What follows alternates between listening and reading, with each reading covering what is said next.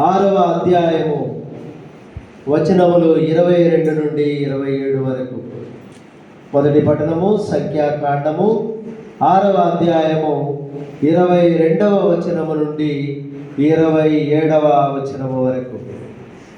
యావే మోషేతో ఇట్లనెను, అహరోను అతని పుత్రులు ప్రజలను ఆశీర్వదించినప్పుడు ఈ క్రింది విధముగా దీవెనలు పలకవలెనని చెప్పుము.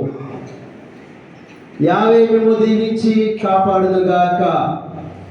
యావే తన ముఖకాంతిని మీపై ప్రకాశింపజేసి మిమ్ము కరుణించునుగాక. యావే మిమ్ము కృపతో చూచి మీకు సమాధానము వసగునుగాక. మీరు ఇశ్రాయేలు ప్రజలను ఆశీర్వదించినప్పుడు ఈ రీతిగా నా పేరు ఉచ్చరించిన నేను వారిని దీవించెదను అని చెప్పాను.